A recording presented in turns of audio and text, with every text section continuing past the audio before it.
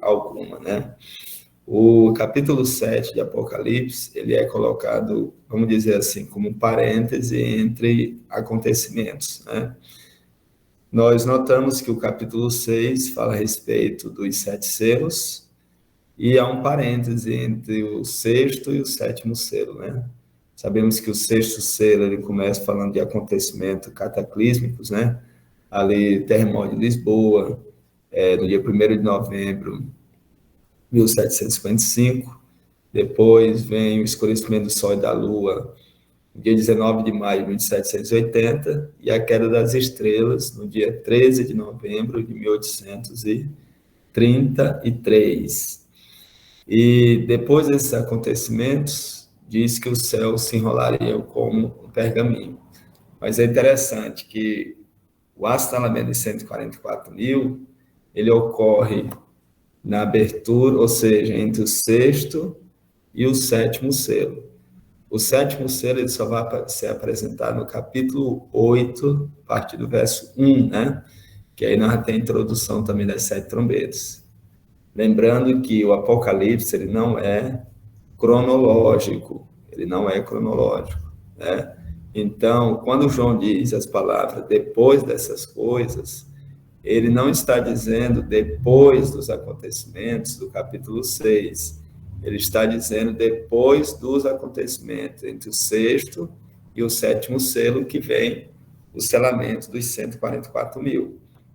E ele começa a expor alguma das características ali desse selamento, né? A gente começa ali a entender ventos, a gente percebe que são guerras e comoções. Então, os anjos, segundo o texto que a irmã White expressa, os anjos trabalham na mente hoje dos grandes ministros, né? Dos homens que estão sob posição de autoridade, para que ainda o povo tenha liberdade religiosa e o mundo não entre em um conflito armado tão terrível que possa atrapalhar o selamento do povo de Deus. Então, que a palavra vento significa guerras e comoções. E sobre a terra, sobre o mar, sobre a árvore alguma, significa pessoas, né? Tribos, nações e línguas, até que haja selado na testa os servos do Deus vivo, né? No verso 3 fala que viu um anjo subindo da banda do sol nascente, trazendo o selo do Deus vivo. Interessante, quando a gente lê Apocalipse no capítulo 14, a partir do verso 6 até o verso 10, né? A gente vê ali as 3 mensagens angélicas. E cada mensagem é representada por um anjo. Nós sabemos ali que um anjo é um mensageiro, ministro ou um movimento. Então, aqui no Apocalipse 7, apresenta o anjo selador, que também é um povo que carrega uma mensagem de selamento, na banda do sol nascente. Então, eles trazem uma mensagem de selamento. Selamento, através da terceira mensagem angélica, de um povo que está sendo escolhido e selado. Agora, um ponto aqui muito interessante é o que ocorre no verso 3, que João, ele vê o número dos selados, né?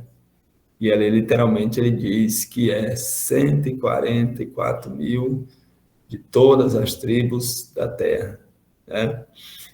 Atentando aqui, irmãos, quando diz assim, eu vi um número, vi e ouvi um número, ele está apresentando como algo literal, não simplesmente como algo simbólico, ou que os 144.000 represente ali uma totalidade, uma universalidade de todas as tribos da terra. Não, é um número especial. Chamado também no capítulo 14 de primícias para Deus. E é mostrado que foram 144.000 selados, né? A gente percebe que no capítulo 14 também apresenta uma grande multidão. Vamos agora, analisando aqui, já que o ponto nós vamos tratar diretamente os 144.000 selados, né? E as tribos perdidas. Quem são os 144.000, né? Como já falaram no capítulo 14, diz que são primícias para Deus, são pessoas compradas da terra. A expressão comprado significa separados, ou um número especial, designado por Deus, né? Então, dentro dessa expressão que nós entendemos aqui. Voltando à questão que a gente falou bem no início, em 1848, em Dorchester, Massachusetts, né? A irmã White, em novembro de 1848, lhes foi concedida uma visão da proclamação do astalamento e do dever que incumbiu aos irmãos de publicar a luz que resplandecia em nosso caminho. Desde esse pequeno começo, foi-me mostrada semelhar-se torrentes de luz que circundavam o mundo. Vamos, é interessante, a Bíblia apresenta como um número literal, como uma quantidade de pessoas serão seladas, 144 mil. Isso dá-nos a entender que não será mais e nem menos, são números exatos, né? São 144 mil números exatos.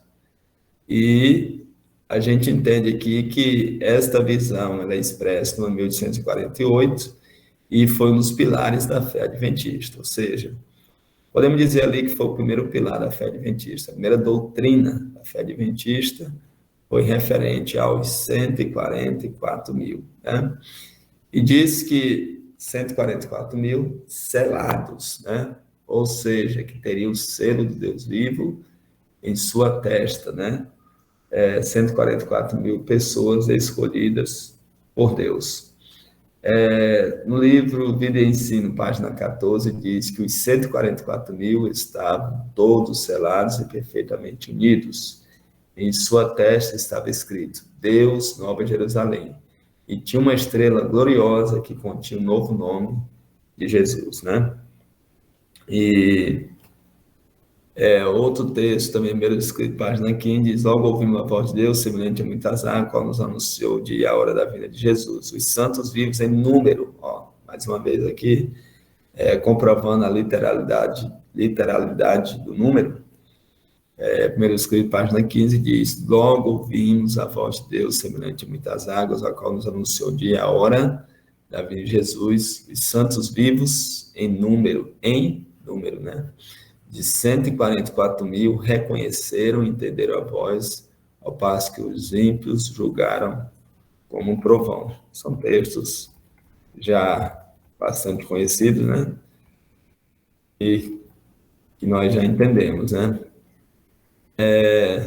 Apocalipse 7 voltando, né? E ouviu o número dos que foram assinalados com o selo 144 mil. E o verso 9 diz que depois dessas coisas olhei e eis uma grande multidão que ninguém podia contar. Vamos, é interessante a literalidade do número, né? Que João ele especifica duas classes aqui. Primeiro de 144 mil, número exato, a quantidade de número de pessoas ali redimidas, né? E agora ele apresenta uma grande multidão. Grande multidão, não há um número exato de pessoas ali salvas, né? Mas ele diz uma grande multidão que ninguém podia contar, né?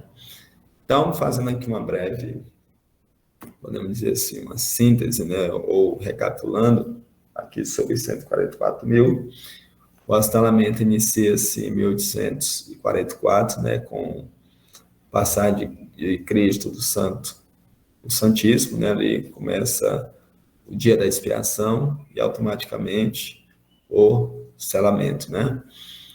E nós vemos aqui que há uma grande multidão, né? Grande multidão em todas as tribos, desde Abel, e terá uma grande multidão, podemos dizer, até a volta de Cristo, né? Teremos essas classes, 144 mil, todos que morreram debaixo da terceira mensagem angélica, e teremos também uma grande multidão que ninguém pode contar. Então, entendemos que os 144 mil são, na verdade, primícias para Deus, é o número que Deus escolheu para todos que viverem debaixo das três mensagens, da mensagem angélica, né?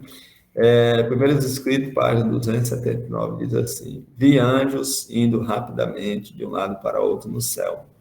Um anjo com um tinteiro de escrivão ao lado voltou da terra e informou a Jesus que sua obra estava feita e os santos estavam numerados e selados. Outro ponto interessante aqui, irmãos, ó. Vamos dizer assim, um exemplo, né? Os irmãos são convidados, as irmãs são convidados para uma conferência. Nessa conferência, limitado um número de pessoas. Vamos dizer que são convidados 200 pessoas, né? Para esta conferência. E na entrada, né, do evento, cada um de vocês recebem uma pulseirinha, né? Vamos dizer ali de cor verde. Então, são 200 pessoas escolhidas, né? Vamos dizer, ou então é colocada uma faixa ali na testa de vocês, 200 pessoas escolhidas para aquela festa. Então, não é 199 e não é 201 pessoas que vão entrar na festa, são 200 pessoas. Ou seja, então, quando diz assim, numerados, de fato, é um número específico, né?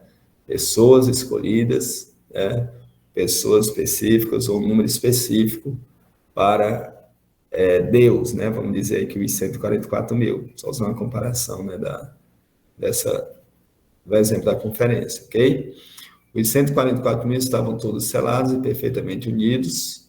Em sua testa estava escrito Deus, Nova Jerusalém. E tinha uma estrela gloriosa, continuou com o nome de Jesus, que foi um texto já mencionado, né?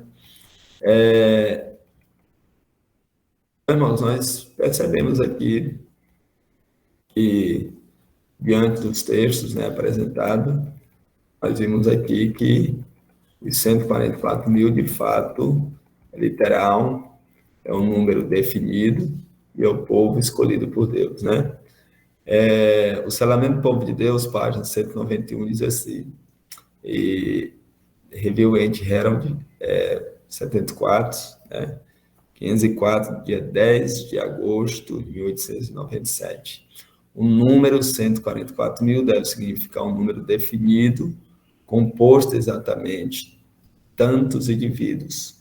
Não pode significar um número maior, no entanto, indefinido, pois no verso 9, né, do Apocalipse 7, outro grupo é apresentado indefinido em suas proporções.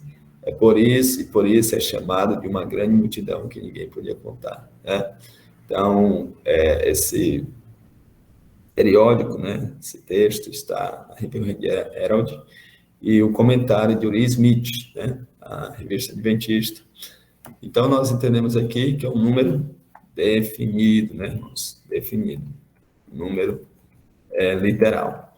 Vamos mais agora, vendo aqui um ponto bem interessante, diz que os 144 mil estavam selados na sua fronte, né, com o selo Deus vivo. Então, que selo é esse, né? Será que é um selo visível? Será que é um selo que todos possam ver? Que homens finitos, né? Homens pecadores como nós, é um selo que possa ser visto na testa ou na mão? De fato, irmãos, aos olhos humanos é um selo invisível, né? E, na verdade, esse selo só anjos podem ver. Interessante que o anjo com o tinteiro de escrivão, né, como é mencionado, é o anjo selador, né, o anjo que foi comissionado para selar, né? E quando se completar o número, esse anjo ele vai dobrar suas asas, né, e ao trono de Deus e dizer que o número já estava completo, número de pessoas salvas. E que selo é esse, né? Que selo é esse? Nós consideramos aqui alguns textos de Êxodo 31, verso 15 até o 18. Ali nós vamos compreender um sinal perpétuo, né, entre Deus e o seu povo, que é o sábado, né? Êxodo 31, 15 a 18. Também Êxodo, capítulo 20, verso 8 até o 11, né? Tem um ponto bem interessante desses versos que eu vou explicar daqui a pouco para vocês. Ezequiel, capítulo 20, verso 12 e verso 20, né? Também fala a respeito desse sinal, desse selo. Em Apocalipse 14, 9, lá menciona sobre o selo posto sobre a testa ou a mão dos servos de Deus. Só que é mencionado um outro selo, o selo da besta, né? Diz que quem recebesse, receberia a ira de Deus, né? No cálice da sua ira sem mistura, misericórdia. E depois seria lançado no lago de fogo, né? Então, se a besta tem um sinal, um selo, então, necessariamente, né, automaticamente, Deus também tem um sinal e um selo. Então, nos versos anteriores, apresenta o sábado como sinal de Deus, né? E será posto na testa ou na mão. É claro, irmãos, que desde 1844, muitas pessoas serão seladas, né? Começaram a ser seladas. Iniciou o selamento. E aí nós entendemos que esse selo também, pelos textos apresentados pela serva do Senhor, trata-se do sábado, né? Se vocês analisarem ali os 10 mandamentos, vocês vão perceber uma coisa. Em 9 mandamentos, se não tivesse ali o sábado, dos 10, se não tivesse o sábado, nós não saberíamos quem seria o Senhor que criou todas as coisas e quem seria adorado. Então, agora meditando no sábado, né, podemos dizer, o 4º mandamento, nós vamos entender um detalhe muito interessante ali. Ali começa dizendo: 6 dias fez o Senhor os céus e a terra, o mar e as fontes das águas, né?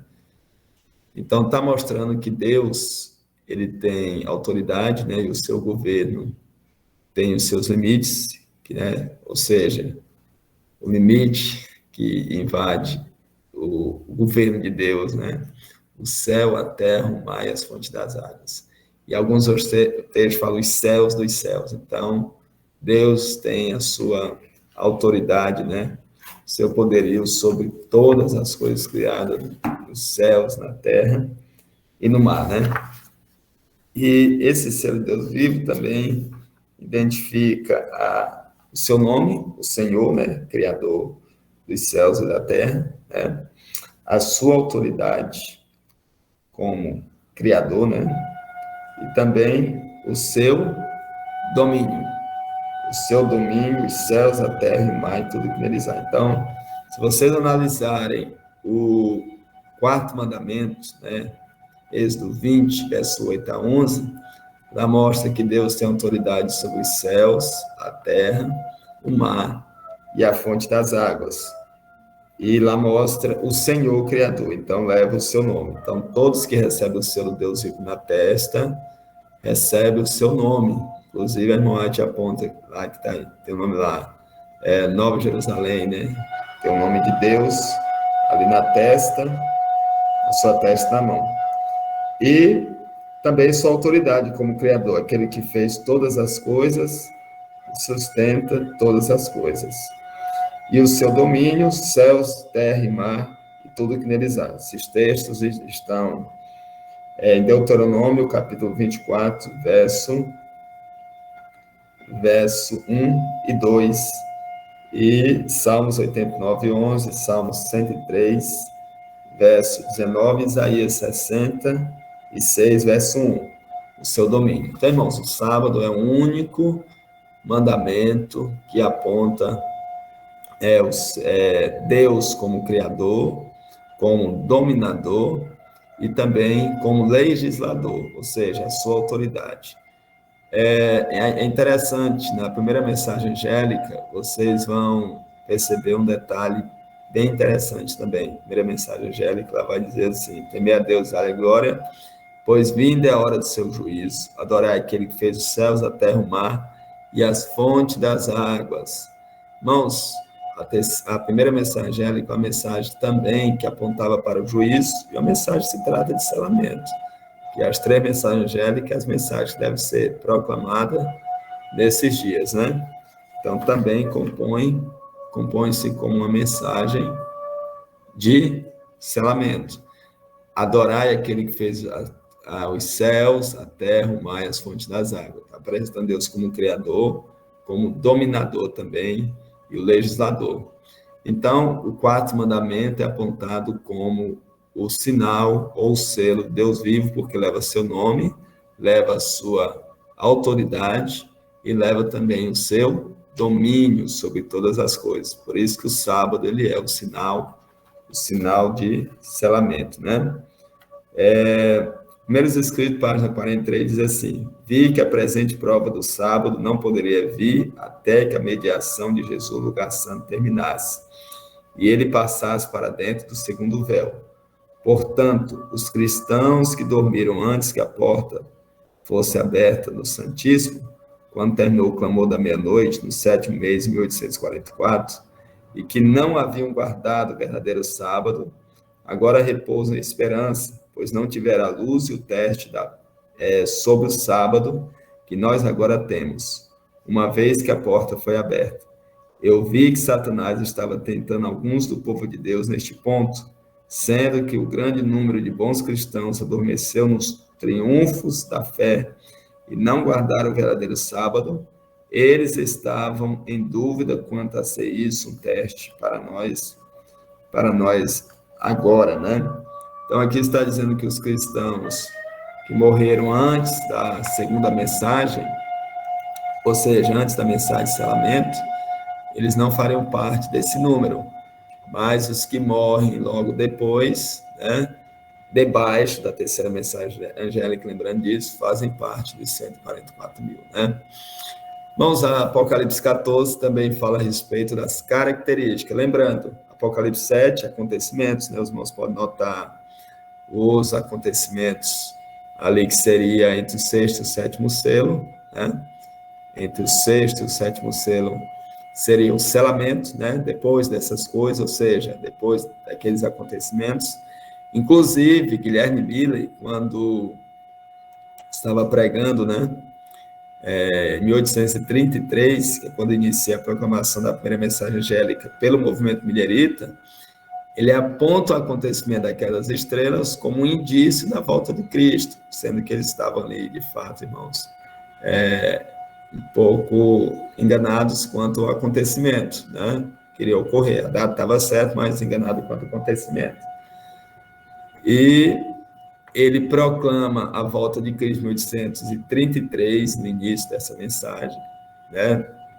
Que ela culmina em 1844, com a decepção que Jesus não veio, como já falei anteriormente, e ali começa a ser proclamado já podemos dizer, a terceira mensagem angélica, com o selamento do povo de Deus. Mas é claro que eles compreendem essa mensagem de selamento a partir de uma visão da irmã White, 1848, no mês de novembro, né? Em Massachusetts, né? Massachusetts, eles compreendem essa mensagem de selamento. Então, são acontecimentos. Se pegarmos aí de forma cronológica, esses acontecimentos, nós vamos perceber que em 1844 eles têm ali a noção do acontecimento que iria ter, que seria a passagem de Cristo Santo Santíssimo. Inclusive, no mesmo livro Primeiros Escritos, a irmã White diz que Cristo, quando entra no Santíssimo, ele proclama, né, a terceira mensagem angélica, né? Ele expressa a terceira mensagem angélica ao entrar no Santíssimo. Então, irmãos, em 48, através da visão da irmã White, eles compreendem a obra de selamento que deveria ser publicada. Então, capítulo 7 fala de acontecimentos, né? Acontecimentos. O capítulo 14 mostra as características desses que seriam selados, que aí nós começamos a perceber que lá não se contaminariam com mulheres, seriam castos ou virgens, né? Na sua boca não se acharia língua enganosa. Então, podemos definir aqui como pessoas diferentes, pessoas que proclamam uma mensagem verdadeira, que proclama uma mensagem que não traz nenhum teor, nenhuma mácula, nenhuma mancha, né? E a questão da não contaminação com mulheres não se envolve com doutrinas de outras igrejas, ou seja, Analise um ponto interessante que vocês analisem. Todas as igrejas que existem hoje, elas trazem uma doutrina de uma igreja antecessora dela. Se nós pegarmos as ramificações das igrejas pentecostais e neopentecostais, elas trazem a doutrina de suas igrejas antigas, suas igrejas tradicionais. A maioria das igrejas hoje, podemos dizer 100% delas, né, principalmente as protestantes, as igrejas, de forma geral, né, protestantes, pentecostais, de modo geral, a base da mensagem, principalmente está no catolicismo, né? Se nós notarmos aí a guarda do domingo, né? E algumas delas crendo na imortalidade da alma. Então, elas trazem mensagens emprestadas, né, de outras denominações, de outras igrejas, elas trazem esse tipo de mensagem. Agora, os 144 mil, podemos dizer, o povo que será selado, não tem mensagem emprestada. Uma mensagem pura, uma mensagem imaculada, que veio diretamente de Deus. As doutrinas que temos hoje, né, que é o adventismo puro, foram mensagens que vieram do próprio Deus. Mensagens que, de fato, Deus escolheu para nós vivermos, né? Todos aqueles seriam candidatos a estarem entre os 144 mil. Então, não se contaminam com mulheres, não se contaminam com doutrinas de igrejas, não se contaminam com outros tipos de dogmas, né? Mas é uma mensagem pura, uma mensagem definida. Nós aqui entendemos um pouquinho dos 144 mil, né? Só mais um ponto interessante aqui sobre 144 mil, Daniel 12, verso 2, né? Se os irmãos puderem meditar aí, Daniel capítulo 12, versículo 2. Vamos lá. Lá diz que Miguel se levanta, e é um tempo de angústia como nunca houve, né? Desde que há nações sobre a terra. E o verso 2 diz assim: e muitos daqueles que dormem no pó da terra despertarão, alguns para a vida eterna, e outros para a vergonha e desprezo eterno. Se conectarmos esse texto de Daniel 12, 2 com Apocalipse 7, e diz, eis que vem com as nuvens e todo olho verá, até aqueles que o traspassaram. Nós vamos ter um detalhe bem interessante aqui nesses dois textos, né? O primeiro é que haverá duas classes de ressurretos, né? Antes da volta de Cristo, né? Quando Deus falar, né? Quando terminar a obra de selamento, né? E isso ocorrerá entre a sexta e a sétima praga. Então, terá duas classes de ressuscitados, né? Primeiro, a de perdidos, aqueles que mataram Cristo, né? Ou participaram da sua morte, como está em Mateus 26, 64, quando o sumo sacerdote, né, Caifás pergunta, mas tu és o Filho de Deus vivo? Ele diz, em verdade eu sou, e você vai me ver, você me verá vindo das nuvens do céu, lá do Todo-Poderoso. Então, para se cumprir essa visão, vai ressuscitar todos aqueles que participaram diretamente, né, do martírio de Cristo, que é chamado traspassaram, ou seja, magoaram, e participaram também da sua morte. Então, essa classe de ímpio vai ressuscitar junto com o resto de 144 mil, que agora se unem aos vivos, né? E para passar pelo tempo de angústia. Então, eles ressuscitarão no tempo de angústia, né? Então, eles passarão pelo tempo de angústia, para se cumprir o que o anjo fala em Apocalipse 14, né? Esses foram que vieram de grande tribulação. Então, eles ressuscitarão para passar pelo tempo de angústia, né? E ele diz assim, todo olho o verá. Então, todo olho verá são as classes de salvos, né? Ou perdidos, que estarão vivos por ocasião da volta de Cristo, né? Os ímpios que não morreram pelas pragas, né? E morrerão por ocasião da volta de Cristo, e também os 144 mil que estarão de pé para ali ver Cristo voltando, né? Cristo voltando. Então, Diz assim, no comentário do texto de Apocalipse 1:7, né? Se a ressurreição da condenação só ocorre depois do final do milênio, Apocalipse 24:5, então é óbvio que os piores inimigos de Jesus e de sua igreja e povo ressuscitarão um pouco antes da vinda de Cristo para contemplar seu retorno às nuvens do céu. Há um grande terremoto, o firmamento parece abrir-se e fechar-se, a glória do trono de Deus diz-se a atravessar a atmosfera, as montanhas agitam-se como um canal vento e rochas regulares são espalhadas por todos os lados. A terra inteira se levanta, dilatando-se com as ondas do mar, sua superfície estão a quebrar-se. Irmão, isso aqui é um pouquinho antes da volta de Cristo, né? Depois vem a volta de Cristo, contemplada pelos 144 mil vivos, né? Os que ficaram vivos e os mortos que ressuscitaram, e a classe de ímpio que não morreu na praga, e também a classe de ímpio que ressuscita para se cumprir o que Jesus falou. Então, irmãos, eu creio que os pontos aqui sobre 144 mil ficaram bem especificados, bem claros, né? E agora vamos falar um pouquinho das tribos perdidas, né? As tribos perdidas. Nós compreendemos ali que o povo de Israel sai do Egito, né? Eles são ordenados em tribos e divididos quando chegam em Canaã, cada um na sua terra, né? Cada um em sua terra. Então a gente percebe ali, quando chega em Canaã, mais ou menos 14 tribos, mas de fato, quem recebe terra são apenas 11, né? Porque a tribo de Levi, ela não recebe terra porque era herança do Senhor, né? A tribo de Simeão estava atrelada à de Judá, né? E a de Benjamim, ou seja, a de Manassés, recebia um território juntamente com a de José, né? Mas também na especificação da distribuição de terras, né? Vemos ali das 12 tribos, em Gênesis 49, Jacó começa a proferir as bênçãos, né? Começa a abençoar ali os seus filhos. E a cada uma das tribos ele vai dizendo algo interessante. Mas vamos notar um ponto bem interessante, é sobre Dan, né?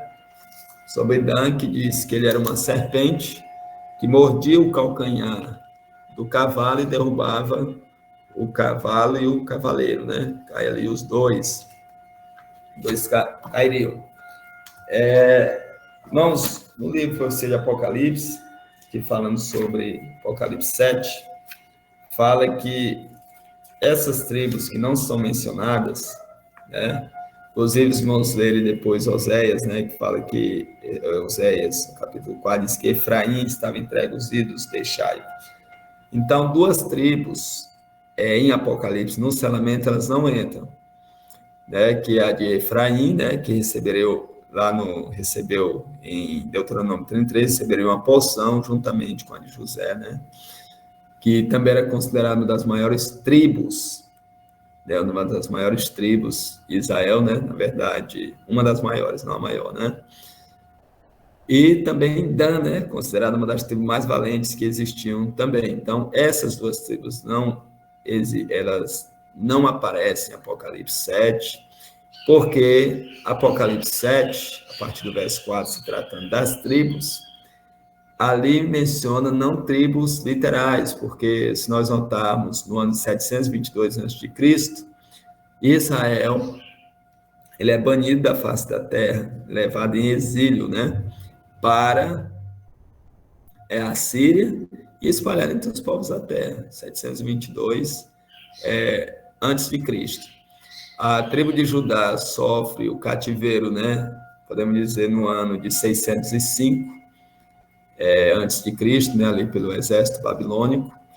E no ano de 535 eles retornam para Jerusalém, né? E reconstruir a cidade, reconstruir os muros e retornam para Jerusalém. Mas ali o povo começa a pecar contra Deus e, na verdade, houve um período de 400 anos de silêncio, Deus não enviou uma mensagem a eles. E no ano de 34 depois de Cristo, no apedrejamento de Estevão, né, depois de toda aquela oportunidade que Deus deu, né, de 490 anos para ele se arrepender e tal, no ano 34, os judeus perdem a oportunidade de salvação como nação, ou seja, os judeus perdem a oportunidade de salvação como a nação detentora das verdades divinas para proclamar ao mundo, mas não como indivíduos. Como indivíduos, eles em Cristo poderiam ser salvos, né? Mas como nação, eles perderam o privilégio de ser chamados povo de Deus, né? Mateus 23 diz que a vossa casa ficaria deserta, né? E Paulo, quando é comissionado a pregar, ele seria o apóstolo dos gentios, né? Então, teria um tempo de graça ali para a nação judaica também. Irmãos, então compreendemos que de 722 a.C. a 34 depois de Cristo, ali as tribos de Israel são banidas da face da terra como o povo de Deus, né? De sangue ali, os filhos de Abraão, de sangue, né? Eles são banidos, assim como nação que seriam salvas, né? E Romanos 2 fala que Deus agora instituiria os filhos da fé, o Israel espiritual, seria o Israel espiritual, né?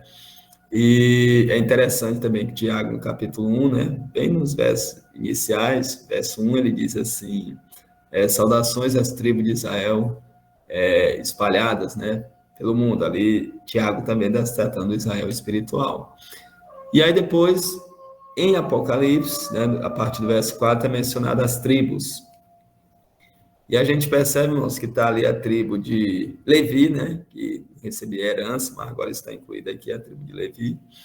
Está também Manassés e José, que aí José recebe dupla porção e entra também no rol dessas tribos, né? Irmãos, um detalhe interessante, lá na inscrição da cidade de Jerusalém, diz que o nome das tribos vai estar nas portas e o nome dos apóstolos no fundamento, ali nos portais, né? Então, mostrando que essas tribos, se os irmãos notarem lá também, o nome das tribos não está incluído nem Dan e nem Efraim. Então, o fundamento, está o nome dos apóstolos nos umbrais das portas, né? Por exemplo, ali na base das portas, né?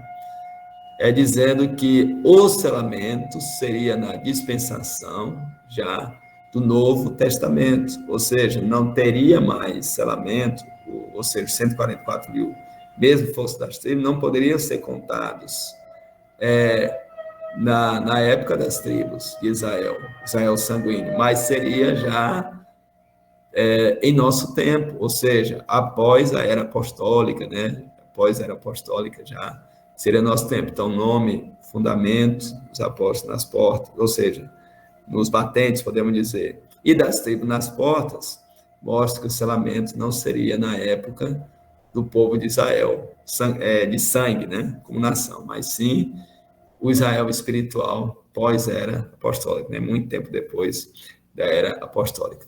Mas é interessante que nesse grupo não está nem a tribo de Efraim e nem a tribo de Dan, né? Por que será? Muito bem, bem fácil entendermos porque as características dessas tribos não se aplicam ao caráter dos 144 mil. Dan, como sabemos, tinha a característica de traidor e Efraim de idólatra, né? Então, eles não poderiam entrar no meio das características do povo 144 mil, que teria um caráter perfeito, um caráter puro, né? Então, eles não podem estar no meio desses selados, né? E, inclusive, no livro Profecia de Apocalipse, na página 111, ele exemplifica, né? Diz assim, alguns dos ramos descendentes naturais de Abraão foram quebrados por causa da incredulidade acerca de Cristo. Pela fé em Cristo, ramos da oliveira brava, os gentios foram enxertados na boa oliveira, e assim são perpetuadas as 12 tribos. E aqui encontramos uma explicação na linguagem do mesmo apóstolo. Nem todos que são de Israel são israelitas, e não é judeu que é exteriormente, mas é judeu que é no interior. Romanos 9, 6 a 8 e 2, 28 e 29. Assim encontramos nas portas a Nova Jerusalém, que é uma cidade do Novo Testamento, ou cristãos, nome das 12 tribos dos filhos de Israel. Nos fundamentos dessa cidade estão escritos os nomes dos 12 apóstolos do Cordeiro, né? E aí agora a explicação sobre a tribo de Dan e Efraim. Mas na passagem que está diante de nós, as tribos de Efraim e Dan são omitidas, e em seu lugar são introduzidas as de Levi e José. A omissão de Dan, explicam os comentários, deve-se fato dessa tribo ter sido muito afeiçoada à idolatria, né? Os irmãos podem ler Juízes 18. A tribo de Levi ocupa aqui o seu lugar com os restantes, visto que na Canaã Celeste não existem razões que existiam na terrestre para não ter herança. José provavelmente substituiu Efraim, pois é um nome que parece ter sido aplicado tanto à tribo de Efraim como à de Manassés. Então, irmãos, a tribo de Dan e de Efraim não são contadas entre os 144 mil, devido às suas características contrárias ao caráter dos selados, né? E o último texto que quero deixar para vocês é esse aqui.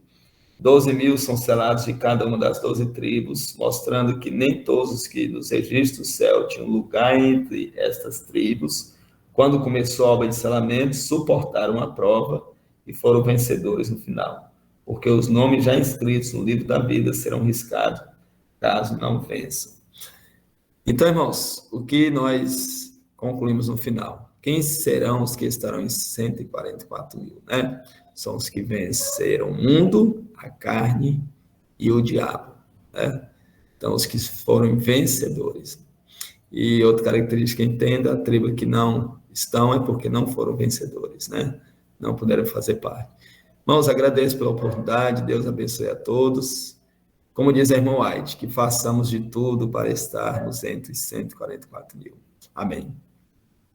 Amém.